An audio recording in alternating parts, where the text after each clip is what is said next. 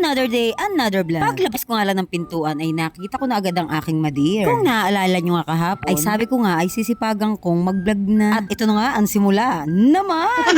Ang pagkakaalala ko nga kahapon ay sabi ko sa inyo, natuturuan ko kayo at ipapakita ko paano ang ginagawa namin. Tingin ko nga sa lamesa ay bumungad na nga sa akin ang mga luto na at gawa ng paninda. Ang sabi ko nga kay Olin, paano ko ipapakita ngayon ang paggagawa? Ay sabi nga sa akin ni Olin ay Ate Peps, huwag kang mag-alala at meron ka pang gagawin. You still have a chance to make it tulong-tulong to me. Error naman tayo, dadali na naman tayo ng pag-i-English. At this moment again, naghahakot na nga itong si Danny, dala-dala ang kanyang Ferrari. Oh, di mo kaya, naka-Ferrari kami.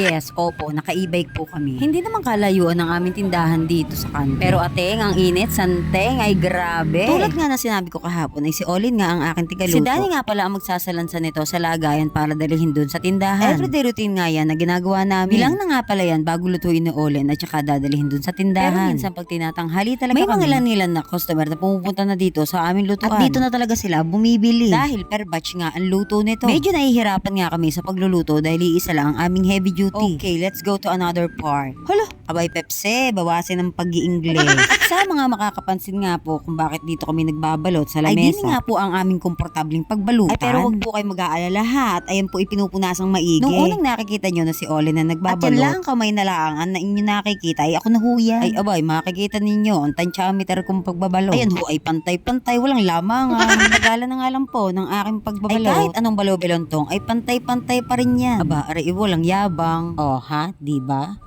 Saan ka pa? Ay, walang makakalampas ng haba niya. At magtatanong nga lang po kung magkano ang paninda namin na ayan po ay halagang 5 piso lang. Ang minimum nga po na nagagawa namin ng lumpiang gulay ay nasa 200 pieces. At sa lumpiang Shanghai naman ay 150 pieces. Depende na nga lang po sa dami ng tao pag nauubos po ang aming paninda. May mga araw na matumal, may mga araw naman na mabay. Lagi rin nasa sa isip na hindi araw-araw ay Pasko.